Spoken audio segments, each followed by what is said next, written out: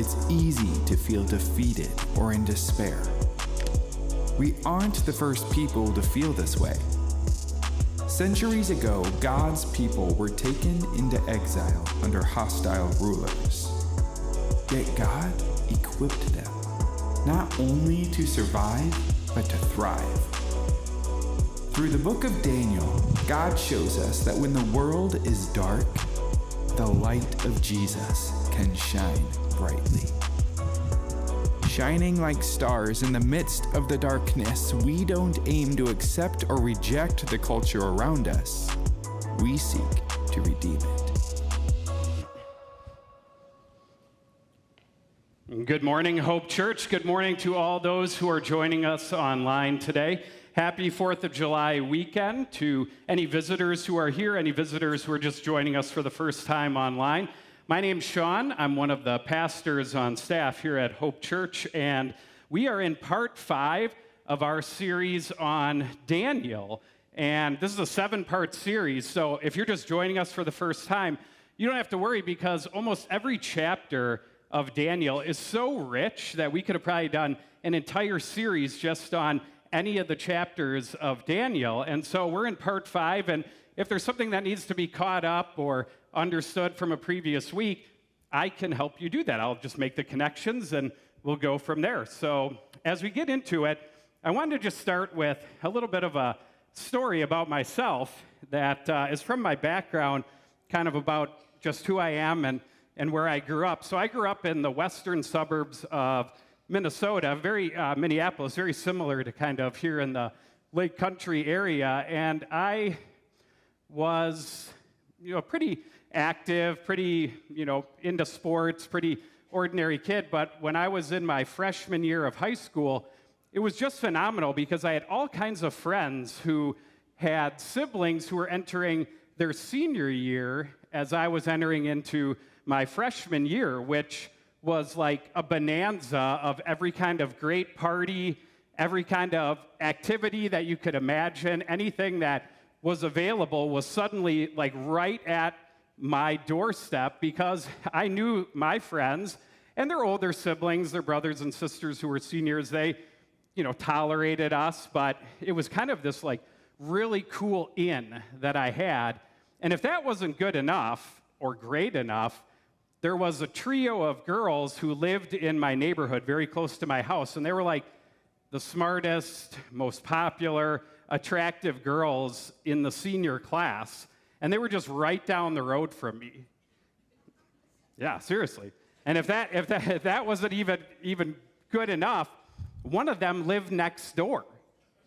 And so I can imagine, I think I was in second grade when we moved to that house, but I think to myself, like the real estate agent, we were talking to my parents, and they're like, Tom and Sue, I think you're really going to like this house and this neighborhood, but one day, your son, Sean, is really going to like this house and this neighborhood. So it's like, sold.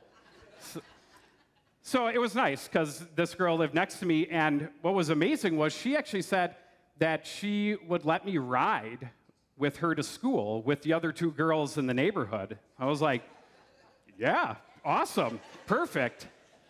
But there was kind of a problem because I had a lot of friends that I had known for a long time, really good friends from elementary school, middle school, who didn't have older brothers and sisters who were going to be seniors. And they didn't have those same type of connections. And so when I had to decide what I was going to do on a Friday or Saturday night, it was no question.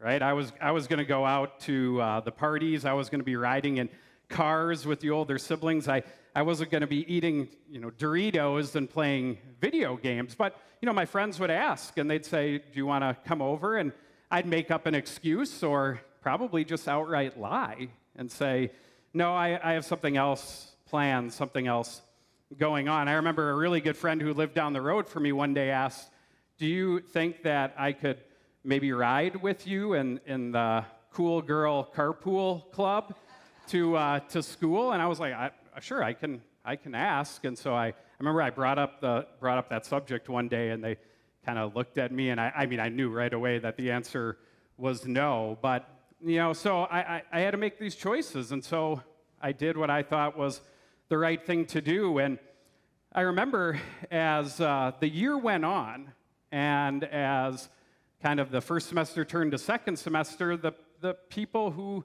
were seniors really started to lose interest in us. I mean, they were talking about college. They were getting ready to do parties and gatherings that were really just for seniors, and we probably just became annoying to them in a sense. And so we weren't invited. We weren't brought anymore. And if that weren't bad enough, I remember one Friday I got into the car with the three, the cool girl carpool club, and every time I'd get in there, it was like this haze, like not like Canadian wildfire haze, but like this haze of hairspray, perfume, and like they're doing their makeup, and I'm just sitting there like, what is going on? But they told me one day, the girl next door, she said, on Monday, you need to start taking the school bus.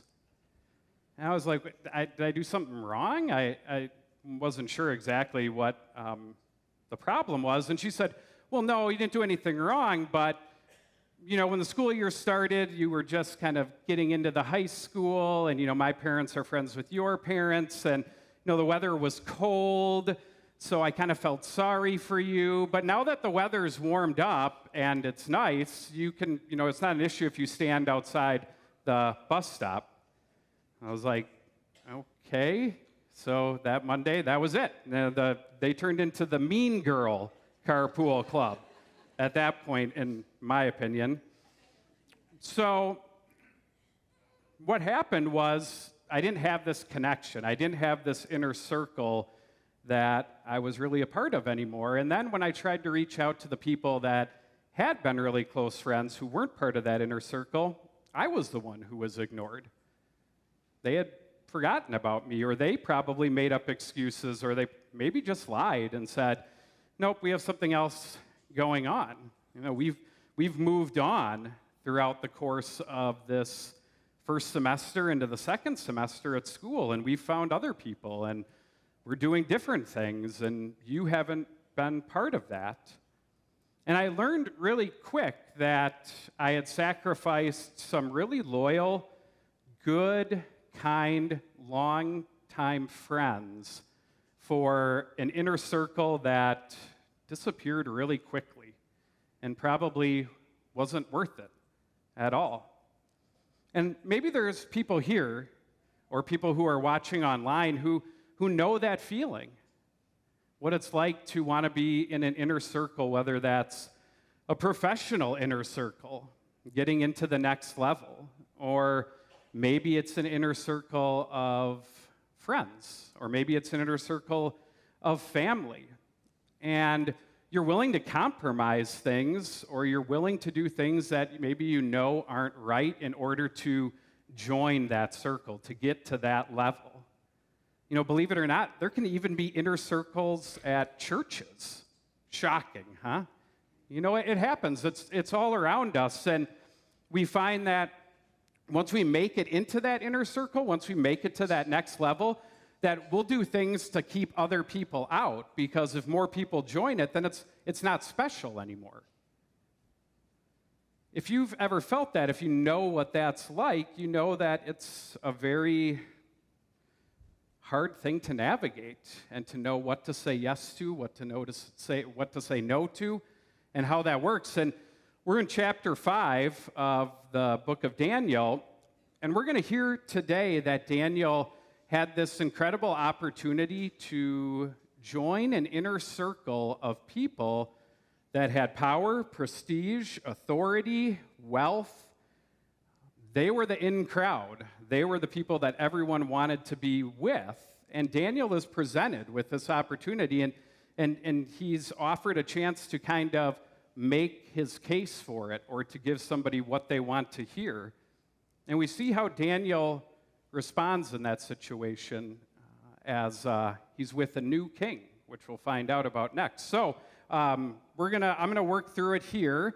But if you have your message notes, because it's the entire chapter 5 of the book of Daniel, but if you have your message notes, or if you have a Bible app that you enjoy, if I look out and I just see someone looking down with their eyes closed, I'll just assume that you're praying for me. for this message.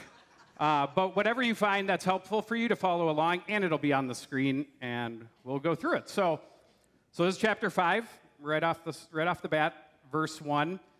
King Belshazzar gave a great banquet for 1,000 of his nobles and drank wine with them.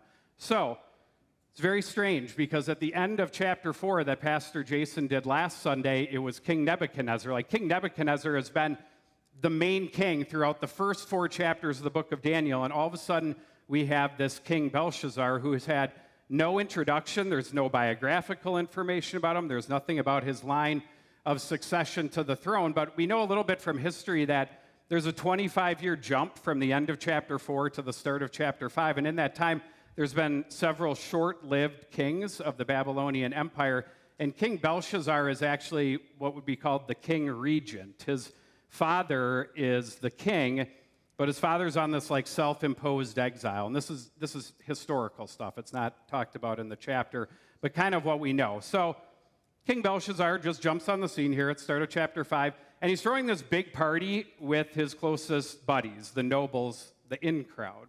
So moving into verse 2. So when Belshazzar was drinking his wine, he gave orders to bring in the gold and silver goblets that Nebuchadnezzar, his father, not really his biological father, more like an ancestor, had taken from the temple in Jerusalem, so that the king and his nobles, his wives and his concubines might drink from them. Let's stop right there. So whether it's 600 BC or 2023, it's never a good idea to have your wives and girlfriends together at the same party. Like, that's just trouble. It's a trouble throughout the entire span of this. So continue on. So they brought in the gold goblets that had been taken from the temple of God in Jerusalem, and the king and his nobles, his wives and his concubines drank from them. As they drank the wine, they praised the gods of gold and silver, of bronze, iron, wood, and stone. If you remember, back in chapter 1 of Daniel, if you don't remember, I'll let you know, and it's something that Pastor Jason has made mention of many times throughout this series, is that the Lord delivered the people of Israel into the hands of the Babylonian Empire. And when that happened, the goblets and the fine articles from the temple were taken and stolen. And so King Belshazzar decides at this moment in this party, like, hey, everybody's having a great time. My wives and girlfriends are here, all my buddies, friends, 1,000 people. If like we took the chairs out, you could easily fit 1,000 people in this auditorium where we are. So everybody's gathered here, and he is essentially showing this incredible display of arrogance, right? And showing off. Like, imagine this is a gold-plated vessel or goblet, to the god of gold or wood and stone, and he's doing these cheers and toasts with the goblets that are important to the people of Israel who they have overthrown. And what's even more incredible that's not known yet, but what we know from history is that there's this huge army of Persian and Medes who have surrounded the city, and they're just waiting to take over. And we have to assume that King Belshazzar is aware of this, and he decides to throw a party and to show off. It's kind of like eat, drink, and be merry, right? For tomorrow we die. And it's just this unusual response, or maybe this air of confidence with his friends, but he's about to find himself very terrified. And if you know the story, it's a great story. You know what's going to happen. So we're going to move on to verse 5. Suddenly, the fingers of a human hand appeared and wrote on the plaster of the wall near the lampstand in the royal palace.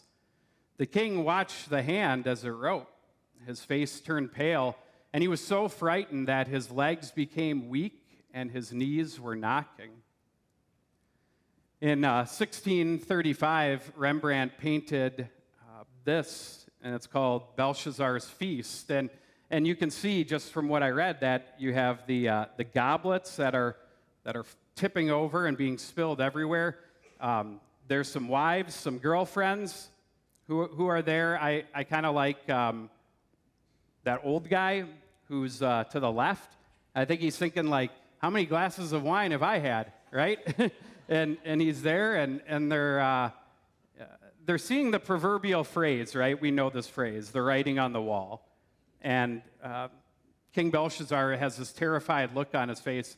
In fact, some translations even say, instead of like his knees, like knocking like that, they say that he lost control of his bodily functions. Is anybody reading that translation here? I didn't think so. But so anyways, he's freaked out. And all these people in this moment of decadence, this party, really this wine drunken celebration, they're just thrown off because the writing is on the wall. And what do we know when we hear that phrase, the writing's on the wall? We know something bad is about to happen. And when you've known it in your own life, you said it's not a surprise. You've known something's about to happen, and it's not a surprise. I mean, we know that feeling. All of a sudden, a letter comes from the IRS, or your boss or your spouse says, hey, we need to sit down and have a chat. You know that something's coming. Or a teacher wants to see you after class if you're a student. It's usually not a surprise. It's something that's built up and led to this moment. The writing is on the wall. And that's where we find King Belshazzar at this moment. Verse 7. The king summoned the enchanters, astrologers, and diviners. And then he said to these wise men of Babylon, whoever reads this writing and tells me what it means will be clothed in purple and have a gold chain placed around his neck, and he will be made the third highest ruler in the kingdom. So who are these people that the king summons? Well, this is the school of the Magi. That's the school that Daniel was enrolled in when he was taken to Babylonia. And these are the guys who can figure out things like riddles. These are the ones who can understand and interpret dreams. These are the guys you want if you can't figure out today's Wordle. I mean, these are the ones that like figure out a confusing or something that's just unsure of. And so he calls them in. I mean, and you know what's incredible is they weren't part of the party, right? They weren't part of the inner circle. He had to call them in and come and see. And he offers them rewards and privileges, clothed in purple like royalty, and a position of authority as the third highest ruler, a gold chain around their neck. And so he brings them in to figure out if they can figure out what this writing means and interpret it. So verses 8 and 9, then all the king's wise men came in, but they could not read the writing or tell the king what it meant. So King Belshazzar became even more terrified, and his face grew more pale. His nobles were baffled. So they're no help to the king, and now the king, he's having a nervous breakdown. He's freaking out. And so going into verse 10, the queen, hearing the voices of the king and his nobles, came into the banquet hall. May the king live forever, she said. Don't be alarmed, don't look so pale. There is a man in your kingdom who has the spirit of the holy gods in him.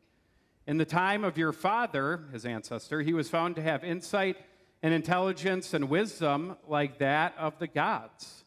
Your father, King Nebuchadnezzar, his ancestor, appointed him chief of the magicians, enchanters, astrologers, and diviners.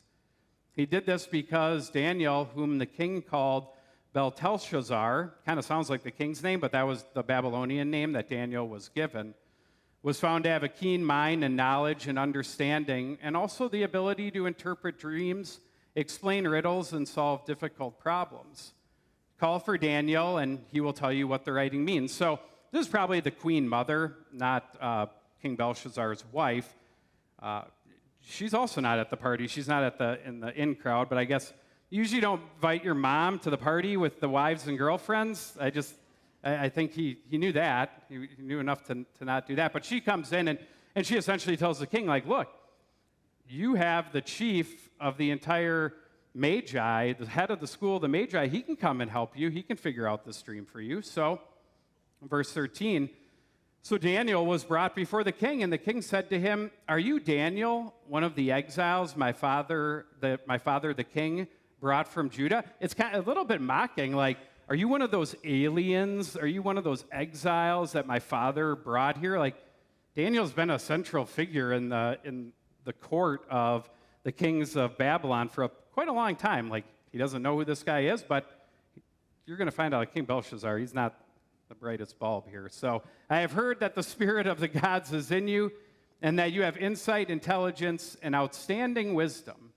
The wise men and enchanters were brought before me to read this writing and tell me what it means, but they could not explain it. Now I have heard that you are able to give interpretations and to solve difficult problems. If you can read this writing and tell me what it means, you will be clothed in purple and have a gold chain placed around your neck, and you will be made the third highest ruler in the kingdom.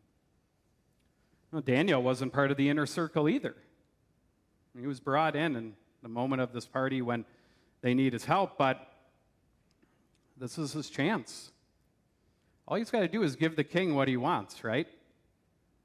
He doesn't even have to necessarily tell him the truth about what this writing means, but it's his moment to join something pretty prestigious, the moment to join this inner group of nobles and to be the third highest in the kingdom and to have authority and wealth. And you remember, Daniel has been somebody who's had these moments and opportunities come and go, but this is a new and it's a different king, and it's really his chance to shine. And when you think about moments like that in your life, do you ever wonder, like, this is the chance that I have to join the upper echelon? All I got to do is give the boss what he or she wants, just tell them what they want to hear. All I have to do is maybe tell an easy lie or gossip a little about somebody, and I can join this inner circle of friends that I've always wanted. Maybe it's a chance to take a position in your family, kind of move into a higher role with some authority or privilege.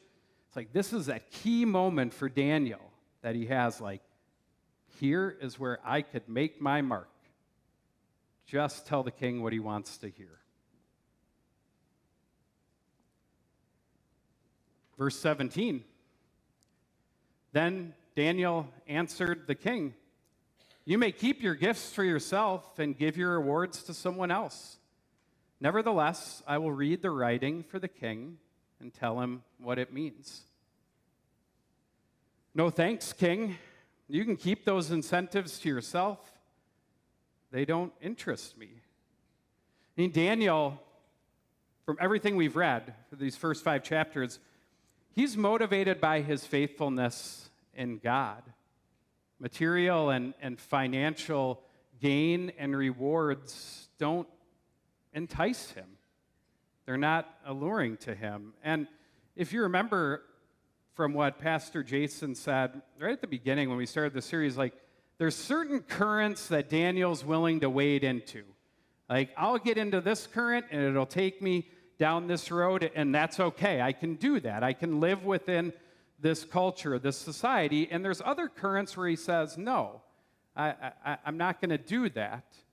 And it's at this moment where Daniel essentially tells King Belshazzar, like, my spiritual gifts can't be bought, nor can God's faithful people be bought. We're not for sale. Living in a pluralistic world and culture amongst these people have caused Daniel to make some difficult decisions and choices. And here he says, no, I'm not going to do this for you because of rewards or status or honor. And this is incredibly profound, right? Because those inner circles that we look to, and maybe they're very alluring, they require something from us. It asks something from us. And that's the write-in for today's message. What will the inner circle you desire require? Will it require your values, your marriage, your children, your friendships, your reputation, your honor, maybe your spiritual gifts, maybe even your very faithfulness to God. We continue to see in the Daniel series that Daniel will cross into certain things, but no, he'll draw the line. He'll come up to the party, he'll be asked to join, and he'll even tell the king what this writing means, but he's not going to do it for some type of reward. As you look to the desires in your life and the inner circles that might be enticing to you, where do you draw the line and evaluate what it will require from you? Because there's always a cost. It's always going to require something of you. All right, so verse 18. This is where it starts getting good, okay? This is where Daniel enters into full party crasher mode. It's excellent. Your Majesty, the Most High God, gave your father Nebuchadnezzar sovereignty and greatness and glory and splendor. Because of the high position he gave him, all the nations and peoples of every language dreaded and feared him. Those the kings wanted to put to death, he put to death. Those he wanted to spare, he spared. Those he wanted to promote, he promoted. And those he wanted to humble, he humbled. But when his heart became arrogant and hardened with pride, he was deposed from his royal throne and stripped of his glory. He was driven away from people and given the mind of an animal. He lived with the wild donkeys and ate grass like the ox, and his body was drenched with the dew of heaven until he acknowledged that the Most High God is sovereign over all kingdoms on earth and sets over them anyone he wishes. This was chapter 4 from last week. This is what Pastor Jason read to us, and he talked about, are you going to tell your own story, or are you going to tell God's story? And King Nebuchadnezzar was telling his story, and he went nuts, and he went crazy. And then when he acknowledged God, he came back, and God gave him something, and then God took it away. And verse 22, but you, Belshazzar, his son, have not humbled yourself, though you knew all this. Instead, you have set yourself up against the Lord of heaven. You had the goblets from his temple brought to you and your nobles, your wives, and your concubines drank from them. You praised the gods of silver and gold, of bronze, iron, and wood, and stone, which cannot see or hear or understand. But you did not honor the God who holds in his hand your life and all your ways. Therefore, he sent the hand that wrote the inscription. You're going to learn the hard way because you're unteachable. You should have known this. You should have seen what had happened. And now your conscience has come calling. It's that when that pride, hits us, so we need to be humbled.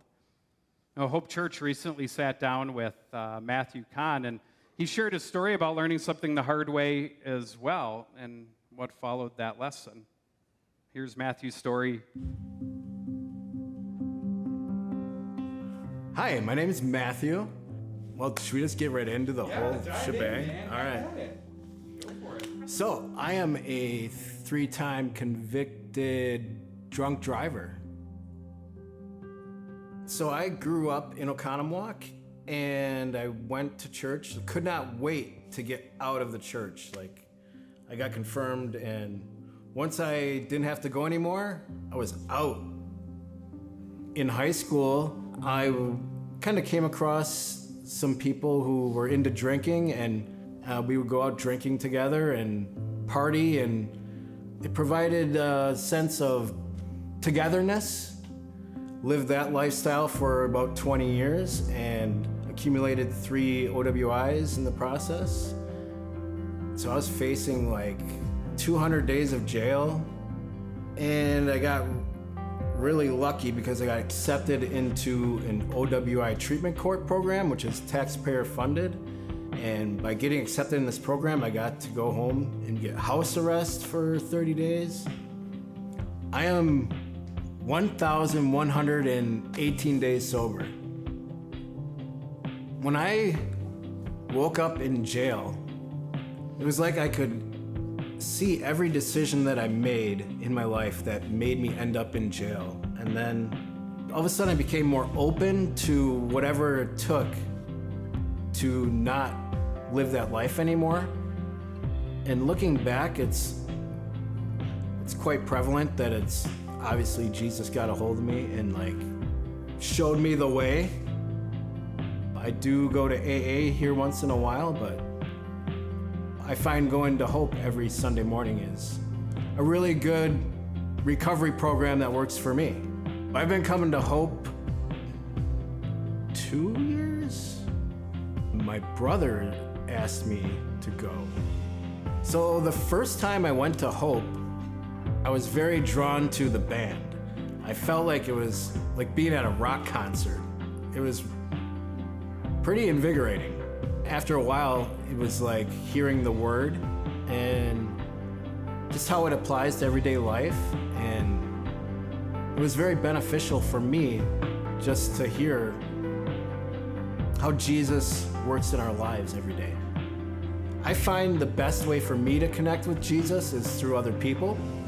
So, like small groups is my favorite. Just talking about God with other people works really well for me.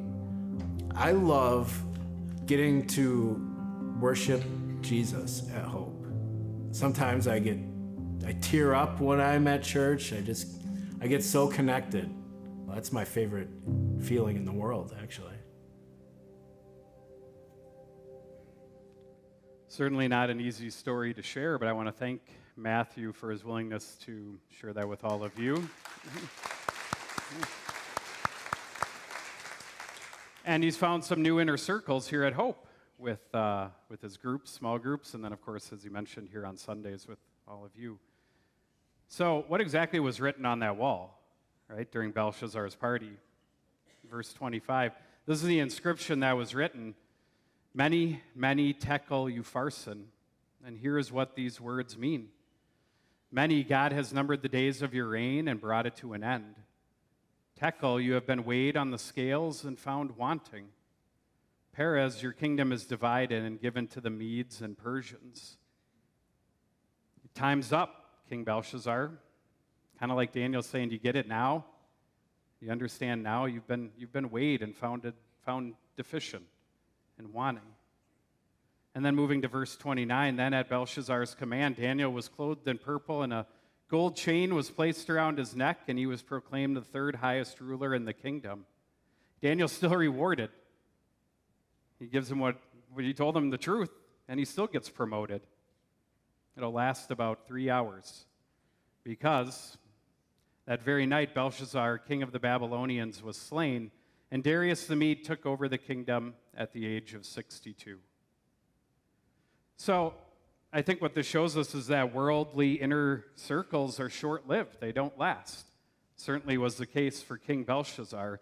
But if there's kind of a theme, something that we get out of this because we're followers of Jesus, and we know that there's a connection to the good news, is that you look at King Belshazzar and Jesus, you find that Jesus was also in a moment of being surrounded, right, by his enemies.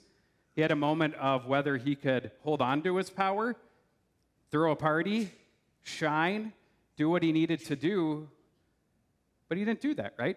He let go of his power. He gave up that control so that he could die for us, the ones who had been found weighed and wanting, the ones who needed to be saved. And he did that not to throw us some frantic party, but to give us an eternal feast with God in heaven. And what are the inner circles that you desire? What will they require? In order for us to join that circle with God, Jesus gave his life for us. And that's what's written in our hearts. That's what's written in our lives. And that's what we go forth today to find and to do. And to understand that the inner circle that's most important is that one with God forever. Let me pray for you. Lord, thank you for showing us the inner circles in life that can be dangerous, those that can lead us astray, and for sending your son Jesus to provide a better way, and to understand that the only circle that matters is with you in the kingdom of heaven. We thank you for this chance to continue to learn about Daniel and the life that he lived and to provide us wisdom in our lives.